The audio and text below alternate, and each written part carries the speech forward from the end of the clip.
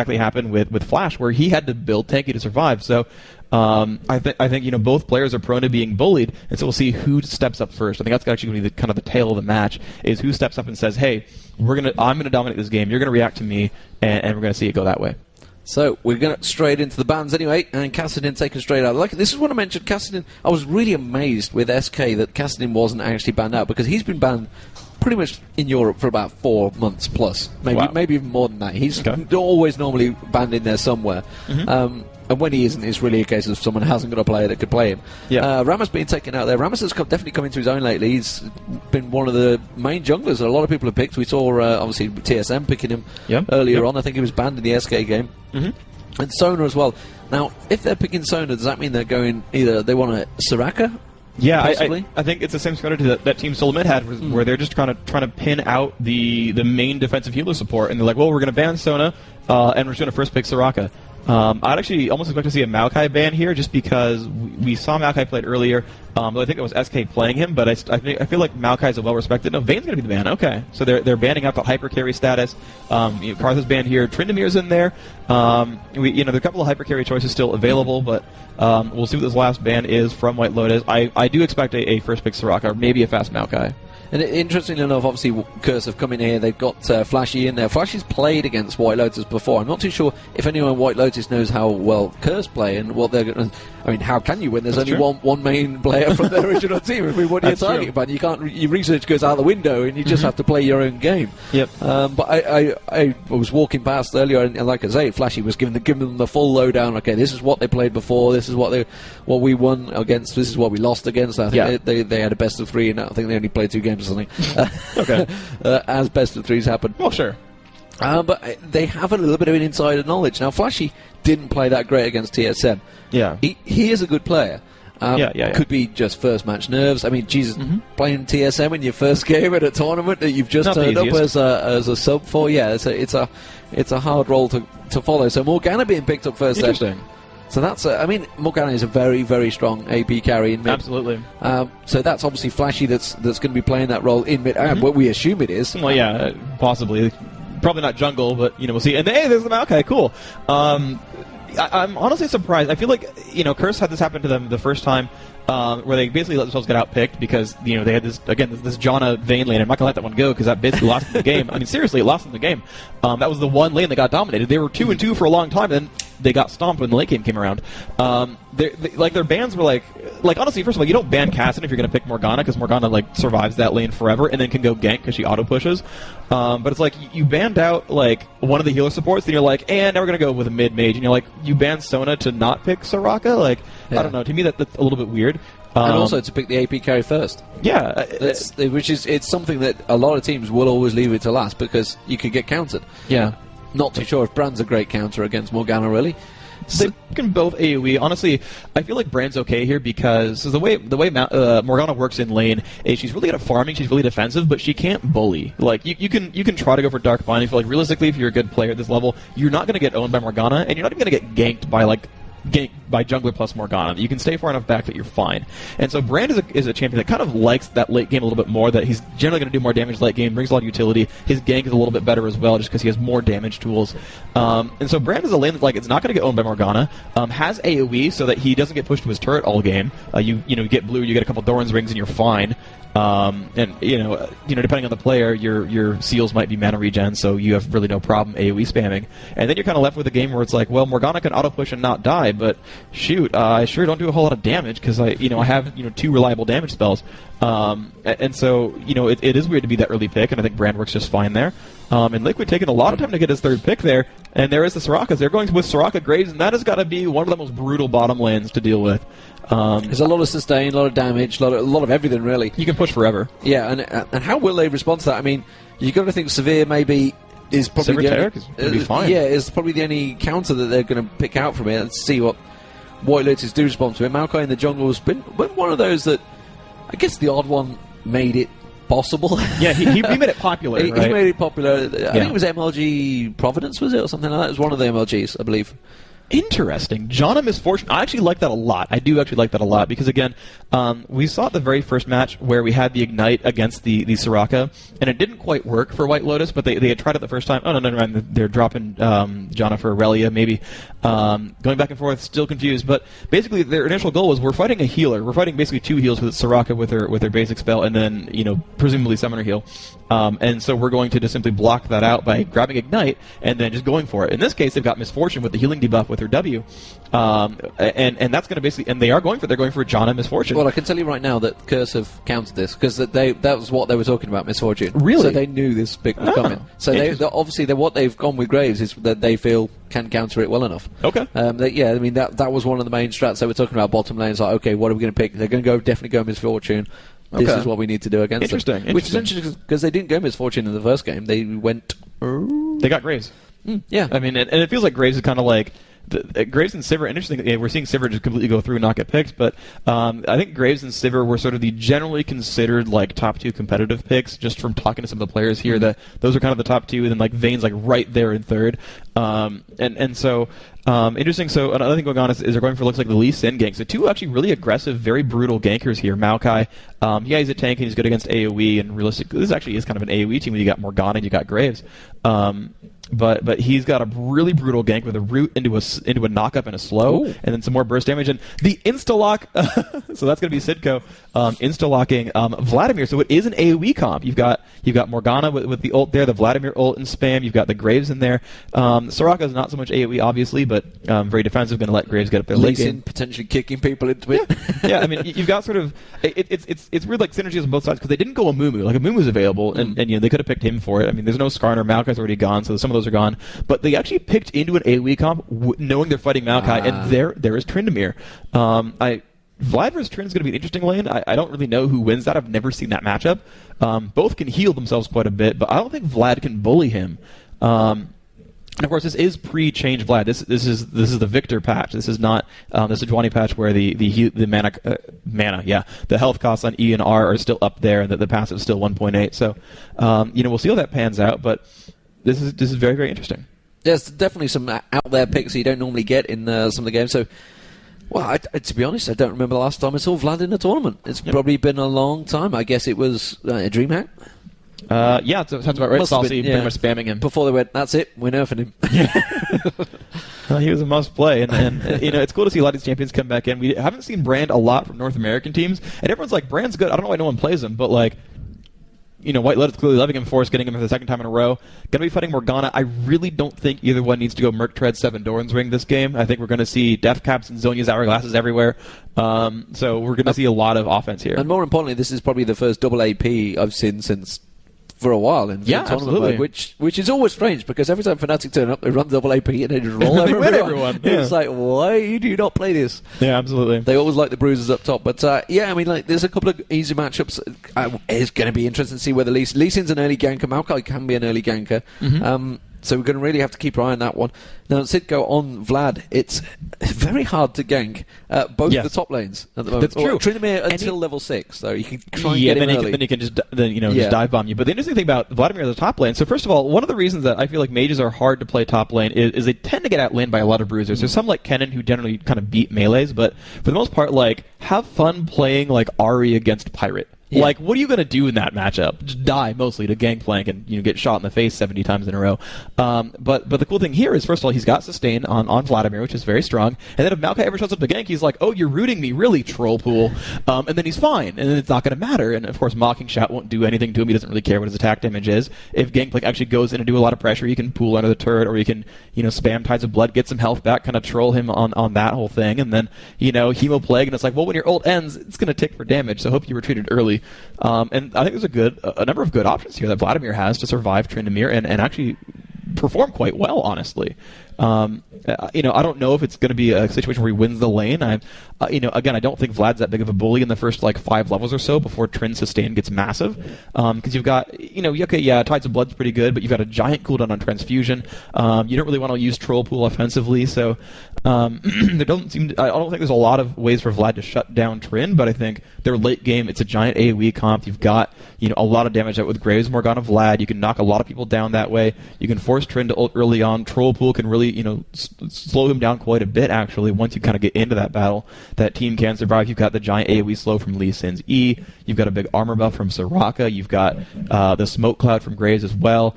I'm trying to think if there's anyone particularly great for not Dark Binding, but Black Shield from Morgana. And there's not really any major disable that someone should be afraid of. It's more just, Graves won't get CC'd. And that's fine. I'm getting from this that you feel that Curse have outpicked them. I don't know, because I feel like Trin has some good late game. Yeah, very good late game. I don't know. I just see like a weird amalgamation of champions, because you've got like an AoE comp against a Maokai, and then you've got like semi-AoE with Misfortune ult and like Brand, and maybe that's enough. I'm not really sure, but they certainly built a lot of threats into both teams. That there's not a lot of things that none of the Curse is squishy. That's a big point. But also you have a number of really scary big carries here from White Lotus. So I think Curse has the advantage here, but both lineups are very interesting for sure.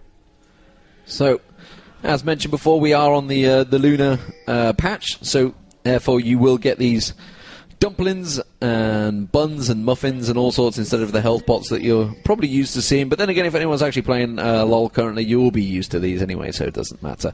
So let's have a look, see if we're going to get any invade from Curse. And it's looking like they may well move towards it. The American teams versus the European teams, it tends to be the Americans that do the invade. White Lotus seem prepared for this. Force is certainly going to see them coming early on. He will have spotted them now. Will he be able to get caught before he hasn't even responded? He's going to get caught out very early on. And unfortunately, it was Liquid that actually picked up the kill with a deadly, deadly banana that you get. So that's less than ideal for a first blood. But, it all helps at the end of the day. And it seemed a little strange that he didn't react there. He had plenty of time to see them coming. Wasn't stunned or anything. Just didn't even bother getting out of the way. Yeah, I mean, that's definitely pretty interesting. A couple of things to point out real quick, just to let you guys know what's going on as far as gold goes. So, looks like the assists, by the way, seem to be worth about 58 gold. So that's kind of the money right there, 58 gold for everyone who got the assist. Yeah. A small percentage of the of a level, of course, for everyone. So you still got a free health potion out of that kill. That's great. But we'll kind of see what these guys end up doing with this. And by the way, dear everyone who flames me for having bad camera controls, D-Man is the one controlling the camera this time. So as we seem to not miss any first bloods, he's 100% so far. I've noticed my scroll speed's pretty high as well, so I'm going to apologise for that already. So if I start whipping around the screen, that'll be why I'd rather not change it now. Looking down the bottom lane, you can see that White Lotus have actually invaded, so they're going to steal the golems down this bottom lane. So that's a nice little counter to it. Obviously, they knew that immediately there was a 5-man up the top there. They've left the one. Nice. Yeah, that is smart. It's cheeky, I believe. Yep. So we're going to have to keep our eye on Cop down the bottom. Didn't have such a great CS run against Chaos in the last match, but I think he's going to do better this time. I think he's probably got the first game nerves out of the way. Also, of course, it is going to be, Brand versus Morgana in the mid. And up the top, we can see Lee Sin already making his way towards Tryndamere. So we're going to keep my eye just on Fomko up the top there on Tryndamere. Like I said, he is very easy to gank early on, but what is he taking to start with? Is he taking spin? No, he hasn't. So he's going to try and take the damage, but Lee Sin is not going to go for it. He could have gone for it. He did pick up the red early on, obviously stole that red buff. So Maokai is actually going to be hampered pretty well here. Yeah, wow, that is actually really impressive. He did steal the red, and of course he can go back to his own jungle now. Morgana can give him blue. Doesn't really need blue, honestly, but, I guess she'll do fine with it, of course. It's not like it's going to be a bad thing to have low cooldowns and free mana, but, they're not really very reliant on blue buff for a team with, 2 non-mana champions. So Cop getting harassed a little bit. Looks like the bottom lane pretty much equal, though. 9 on Misfortune, 11 on Graves, and we'll see how that pans out. It looks like the minion wave is bigger, so Misfortune's going to have more targets to last hit, and we might be okay.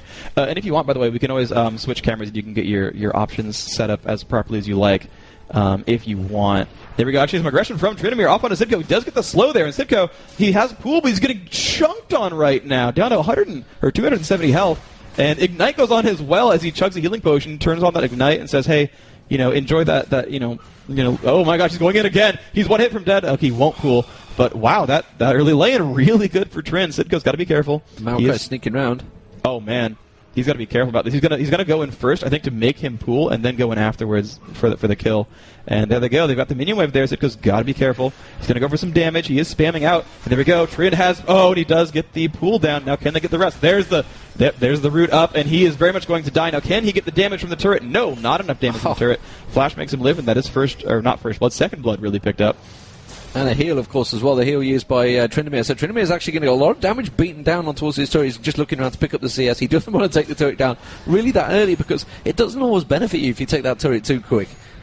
I'm actually of the opinion that and I'm going to get flamed for this, but that killing an early turret's actually amazingly strong because you can still keep the minion wave in the same place, but now your opponent has no freaking turret to run to, and he's going to be free ganks. Like, I don't know. In my opinion, that early turret is, as long as you manage the lane right afterwards, like, you're fine. You just get extra ganks that way.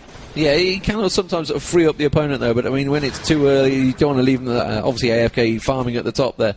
So, down the bottom, it is, at the moment, pretty even between the two. Let's say 30 CS to 28 CS, so very much even this time around. Obviously, not getting left behind like he did against Chaos. Cop down the bottom there. So, looking back towards the top, and that turret, well, he actually didn't do a great deal to it. He took it down to half, but then again, he was only level 4, so he's not going to just destroy that turret early on. Has been back and bought, got himself a Berserker Greaves and the normal ward there, and he's immediately come straight up and smacked Sidco in the face. Trying to lay a little bit of damage down to him. Sidco, of course, has also been back after dying, so he's got himself a couple more health pots and armor and boots in there. So just keeping an eye, Maokai again coming in towards there, and Tryndamere being very clever there, actually disguising Maokai's entry there, going down in towards the bush, and now Sidco is completely caught out of lane. Will he force him to pull early? That's what Maokai was waiting for. Does go straight in, pull goes down. I'm not too sure if he's going to be able to pop back up. He does get the stun from Maokai. It's going to take him straight low. Will he be able to get away with it? He does. And, well, Tryndamere was taken down very low there, but that is nicely escaped with Sidco there, because that is the second time they've tried to gank him there. We've still not seen Jaximus coming out of the jungle yet. Yeah, we tried to go for the gank early on, and kind of gave up on it and didn't go for it after all. One thing I think was interesting is I think Maokai sort of tricked Sidco because he went in for a sapling first, and there's the pool. Yeah, so he dodges that. He should get the kill on Darker. Yeah, he does actually. Nice by Sidco. Will live with 29 health. That sapling smacks him in the back. And that's actually really good for Curse. They're up 2-1 right now. That lane looked pretty brutal early on, 23 minions to 31, certainly in the advantage of Trynd, but he's pretty much brought that back with a kill. He's got Ninja Tabby now. He's pretty much fine. And so looking back towards the mid, they've both been back and bought now. So Sorcerer's Boots for Brand, and Morgana just going with the double Doran's Ring. So we're going to keep our eye on Flashy because he loved to stack those Doran's Rings in the last game. Let's see if he doesn't get a little bit too carried away. Obviously, he can farm a lot easier on Morgana, I find anyway, but Cassiopeia can farm pretty well as well. Yeah, absolutely. But down the bottom, they've also been back and bought. The partnership of Cop and Liquid. Obviously, Liquid getting that first blood will be will give the advantage. The fact that he got the first blood earlier will have obviously got the GP5 items a lot quicker as well. Yeah, he's got a Philosopher's Stone. He's got a couple of Vision Wards in there as well. He's going to be happy with that one. And you can see they're going to pick up the rest of that little golem down there. Looks like actually Lisa never came down there. I think they just cleared that camp.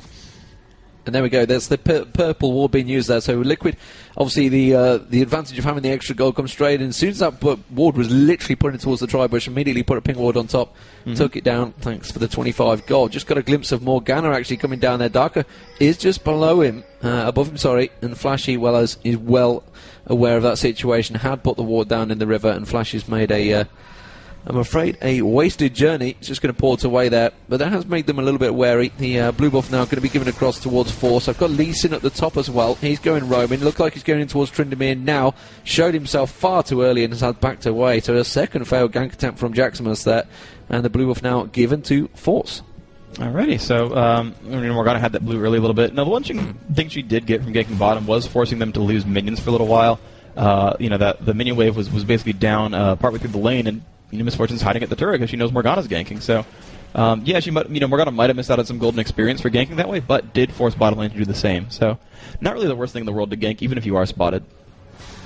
So, just keep an eye on towards the top. You can see the CS is fairly close between them. 41 for Vlad. Obviously, Vlad has been taken down. And 40 for Tryndamere. Tryndamere is going to put a bit of damage down. Does manage to get the slow down on Sidco. I don't think he's going to be worried about this. And again, didn't we use that pull? Was very wary of the fact that Maokai is still missing around the map, so he could easily just been jumping out like he has done the last 2 times on him.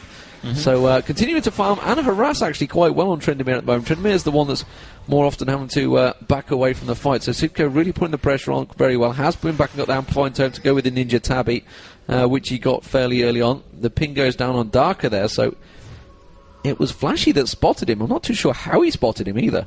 Was there a clairvoyance going down? I didn't quite see. We do have Jaximus though sneaking in towards the bush below, but unfortunately the lane's pushed too far.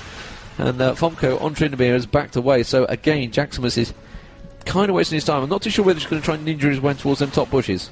I think that's going to be the goal. He hasn't recalled. No, he goes just back down the lane. Never mind. Has been spotted by a ward, so Trin knows he's not going to be ganked anytime soon.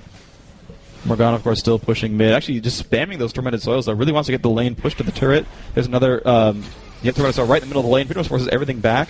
And she could just go for a gank right now, as everything's gone. I don't think there's any... I mean, she could push to the turret, I guess, but it's not really that powerful.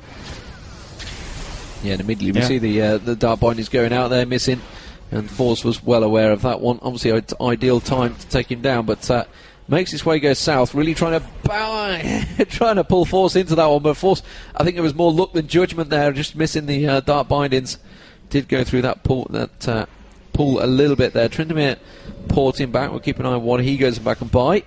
It is going to be Ezreal, so going for the attack speed early on with the Berserker Greaves as well, so very fast hitting.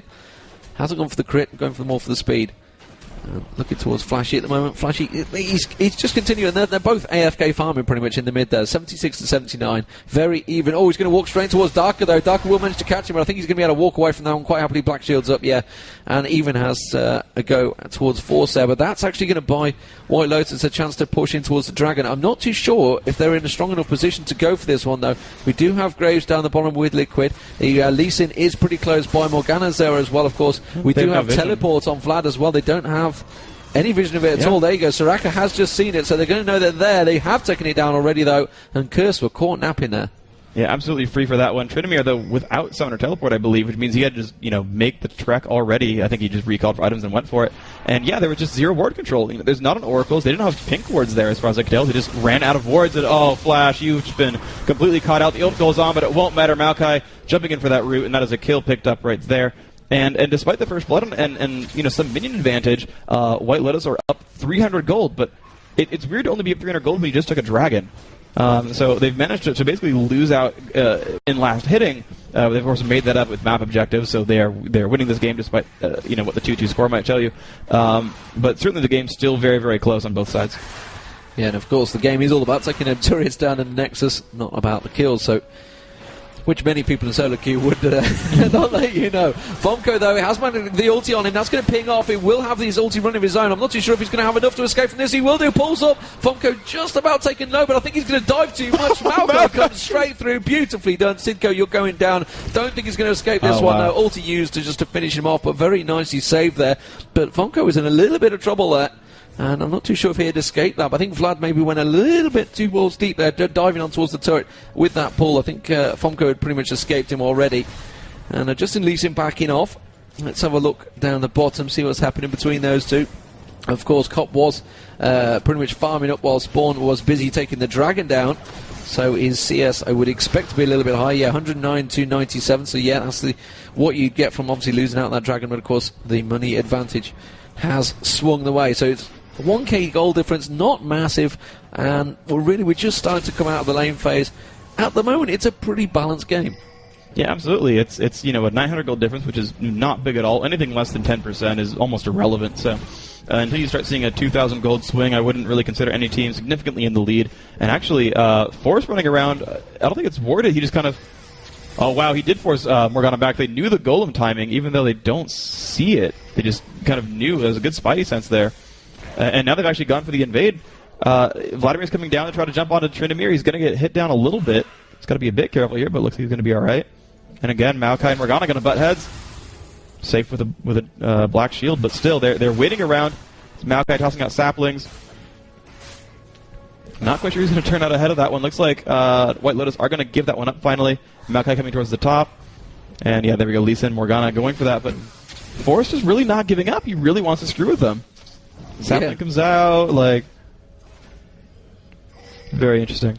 They don't want to give that one up, and I think he will eventually go to Flashy, but again, Darker comes back in again. He's caught with the Dark Binders, and Vlad's also coming in behind him, so that's going to get a pull slow down. I think Darker's in all sorts of trouble here. Tryndamere and Brand are trying to close in, but they have a 4-man advantage, and they will take him down easily, so...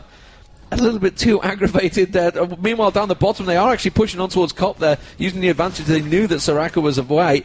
Oh, wow.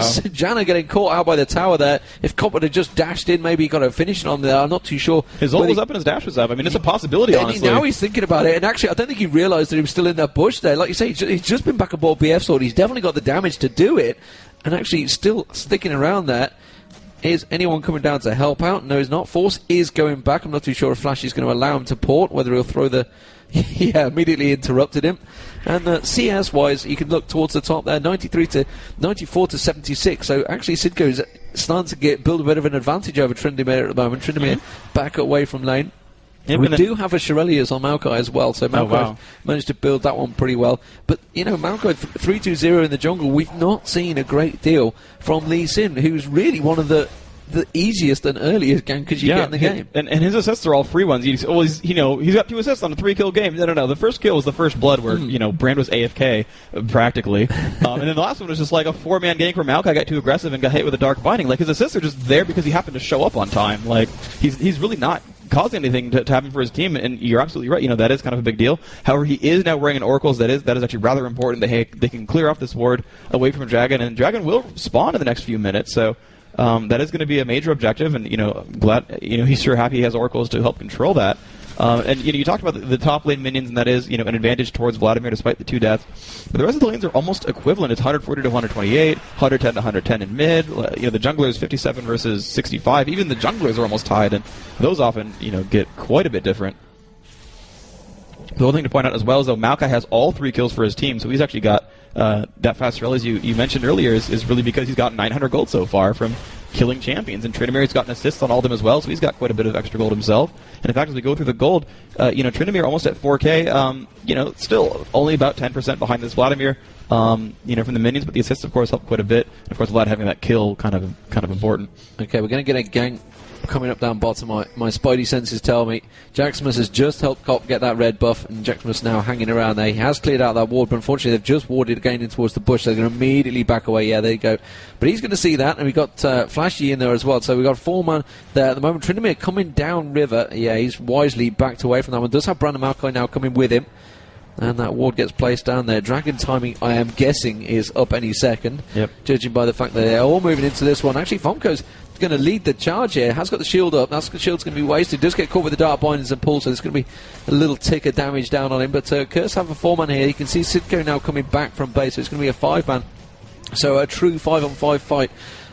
Building up slowly for this next Dragon. I'm not too sure really who's going to come out on top. They're very even, 3-3 in kills, all square in gold, no big tower advantage. This is definitely going to be a game changer.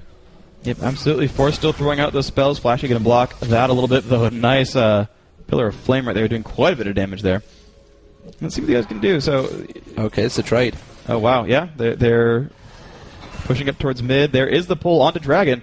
And they're going to stop pushing mid. They're going to go for this gank here. But they're killing it pretty fast. Down to half health. And here comes the pressure in. Janna in front. Has been smoke screened. And there's Maokai in front. The kill does go to blue team. And there is the spin in there. The Vlad ult is off. Looks like Morgana about to fall. But Maokai about the same. There's the kill on a Maokai. But everyone else quite low. Trynd at 0 health. But he has ulted right now. And he might get the kill on Graves. Now he's onto Soraka. But oh my gosh, the shield there in time. And he actually almost survives it. There goes the kill onto Lee Sin as well. Looks like it's been 3 for 3 so far. So incredibly low. And that will fall. And it looks like Vlad picks up that kill, and now Janna, the only one left. She will run away, and just barely Curse comes away with the win in that team fight, and I believe the Dragon was theirs as well, and so quite great for them. That just went all kinds of well. Yeah, I mean, a very tight fight, though. It shows how close these teams really are, and only gives them that 1k advantage, despite the fact they came out 1 kill ahead and the Dragon on top. So it shows really how tight this game is at the moment.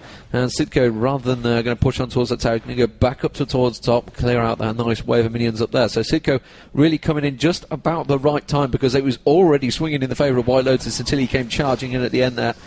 So White Lotus not going down without a fight here, and Curse, they're really going to have to work for this. I won't say third place in the group, because there's another 2 matches to happen yet. So it's very early days. We've only seen 1 game. You can't already have it. Sidco at the moment is slowly winning the fight with Tryndamere. Tryndamere's already got no health. A few problems. He's got no health already. He's only just come back to lane, and Sidco's going to take that turret down. So that will be the first one down. You can see Maokai is working his way up River, but I'm honestly not too sure if Maokai's going to be able to do a great deal against Sidco at the moment. He will be able to obviously help out if Tryndamere is there.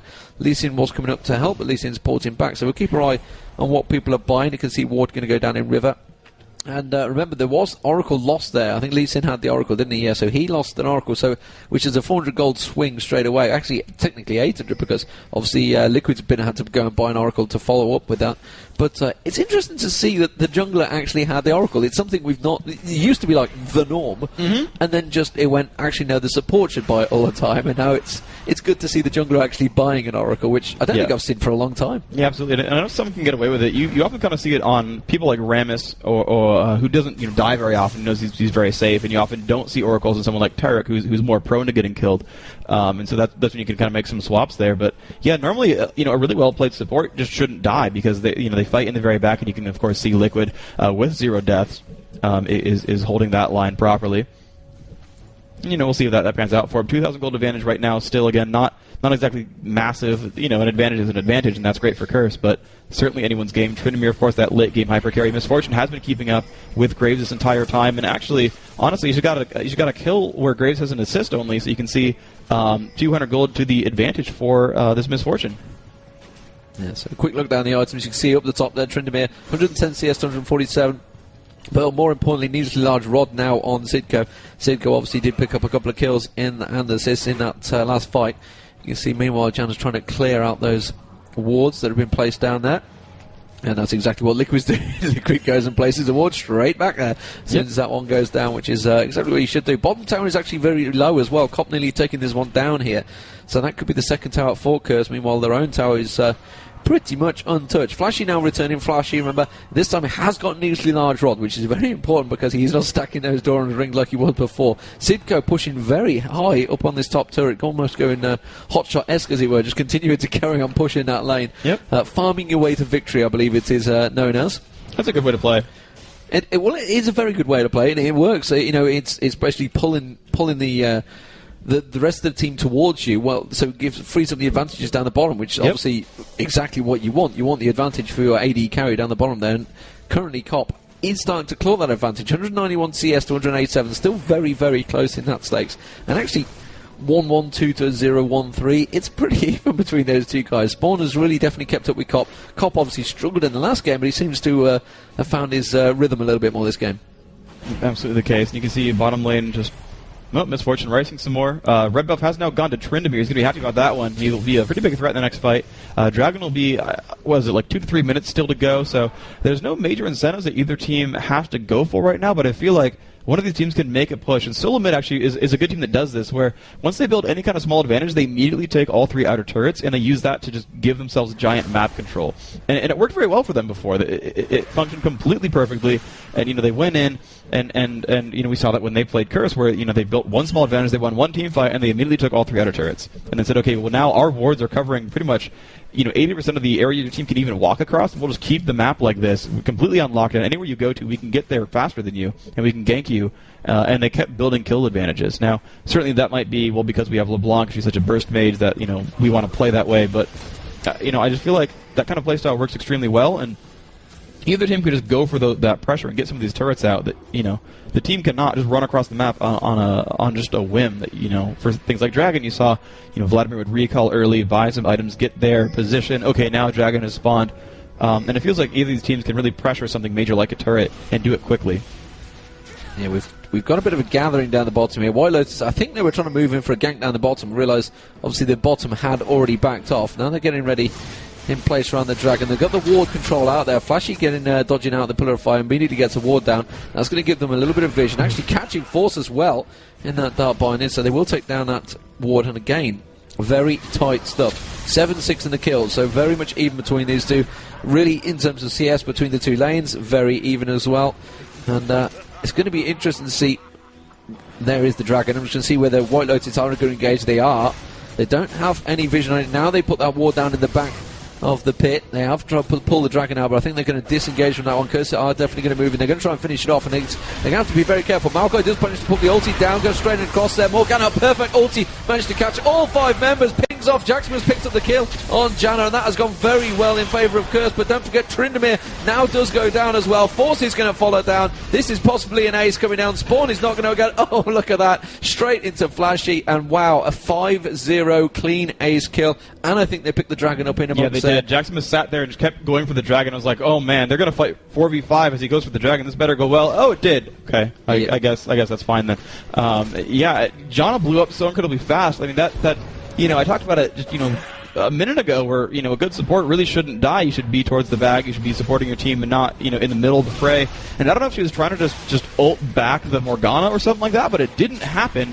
She didn't push Lee Sin back or anything like that. They didn't go for the dragon kill either. They had the ability to burst that down. And one of the things that happened is as they ran from the dragon was hitting Tryndamere, and whoever dragon hits has lower attack speed, and so Trynd had to get that off him, or he would have no damage output. And then Lee Sin was like, okay, well, I'll tank it, don't worry. And it's like, that's the time to fight. And they did. They went for the fight when Lee Sin was tanking dragon, but they managed to not do anything with that time. They just did no damage. Lee Sin wasn't fighting. They didn't stop them. They just walked right through and just kind of got crushed. Well, and they went straight into the AE sort of build that Curse had got. They were like, okay, you want to fight here? We're in a perfect position. We're all 5 ready, all behind it. Obviously, the Malkoy ulti went down. It pretty much says, we're going to attack now. Mm-hmm. So they were all ready for that. But White Lotus do manage to pick up that tower. Obviously, Curse picked up 2 towers in amongst that, along with that dragon. Looks like they could possibly go up towards Baron. I would be amazed if they went for it yet. No, I'm going to say, I think they're just going to go up and try and push that top turret. Didn't go towards the... they've left the little sapling there. I always keep trying to call them banelings for some reason. I've got StarCraft in my head for that one. Nice. So, which is always happens at these events. Obviously, we do have StarCraft running alongside Counter-Strike. And, of course, League of Legends, which you are watching right now here at the Intel Extreme Masters in Kiev, a chilly Kiev. Yeah. Not too sure who decided to have it in the chilliest moment. They are going to go straight again. Force is going to get popped instantly. Pyro went across everyone there. I think Fomko immediately had to use his ulti. Will he manage to get anyone out of it? I don't think he will. Malkoy does go down. Fomko's ulti will run out. There he goes. Jacksmus finishing him off. Graves picks up a double, and that's going to be 3. Actually, Liquid, picking that up. Nice shot. God.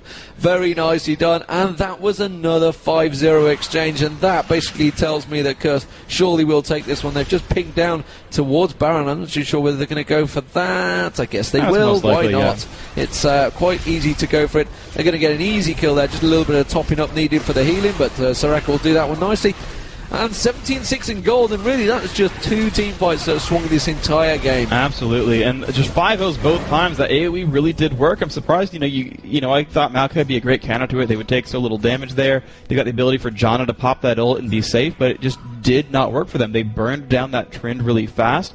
That fight actually specifically, they caught Brand, where basically they were up at the top lane, and they saw him, and they all ran in together, the team of Curse, and Brand, he got his ult off, but that was it. Yeah. And the thing is, when you're a giant burstcaster AP mage, and Brand's cooldowns alone, that he can get 2 to 3 rotations off in a fight, he got his ult. And that's so gonna hurt you so much. And Force has he went Riley's again, sure, but AoE slowing a team is not exactly a bad thing to have. The ult's good and that's gonna do some damage, but that was all he didn't bring the rest of the pain there. And 2 Doran's rings, he's got 100 something ability power. That's not bad at all, but when you only get 1 spell off, you're just not useful for the team. And honestly, Force I think has been letting his team down this tournament. And you look at the comparison to Flashy, who didn't have the best of times in the last match, now has Zonya's Hourglass, Rabadon's Death Cap about to be complete. He's looking incredibly strong, 3-2-11. Obviously that there's assist kills coming pretty much across the board as well, and it shows. Obviously those 2 team fights, you would expect that. Oh, Tryndamere a little bit out of position here compared to the rest of the team. Not too sure whether he's going to try and have a little poke on towards Cop. I would be amazed if he does. He is Baroned up. He's just hanging around there. Meanwhile, the rest of Curse do push up mid. Cop actually sneaking around, going to take the Wolves. Cop is going to come straight past any second now. They both dash either side. Very nicely done. I'm not too sure if Cop realised what just happened. He just pinged him. Yeah, pinged it, and then he's like, yeah, I'm off now, thanks. But meanwhile, the rest of the team are going to push up. They're going to take this turret down, and Graves is going to join them. And that is the first inner turret down for Curse. And as you would expect, after pulling so many kills off, they do manage to ping back on Tryndamere and just say, yeah, really. But He's not helping his team, though, Trendemir. I mean, he's been a little pain in the backside being behind them, but really, it's actually giving them saying, oh, okay, if he's going to stay back there and play around or whatever, it's like you get in your solo queue. It's just like, just push straight in towards the towers then. And its inhibitor is actually looking... Oh, Force got caught again. Yeah, Force just gets insta-pop. Caught out very nicely with that Dark Bind. It's immediately on towards Janna as well. Janna has to pop the ulti to try and blitz it away. Not going to be enough. Sidco manages to finish off. Omka goes straight in there, but you're not going to be able to do much against 5-man team with Baron buff. And yeah, it's only a matter of time before that ulti runs out. And that will be the first base tower and inhibitor straight up mid. This is the way they're going, and really this has turned so well in Curse's favour, and they are pushing home their advantage as well, which is the big thing. Sometimes you do see teams that just dawdle a little bit after getting such a great advantage, but it's looking like, of course, Curse are just going to go straight through to that Nexus turret. I think this has been a very good performance by Curse, and this is what we talked about at the start. We were saying, a one big confidence boost in performance could actually make the game against SK very, very tough. Absolutely, and we are going to see SK next time. They're going to be fighting solo mid, and honestly, against solo mid, a very good team. That's a team that can beat SK, break their concentration. Now you've got Curse, 1-1, TSM 1-1, or if TSM beats SK's 1-1, you can suddenly see SK drop out of the tournament just by confidence.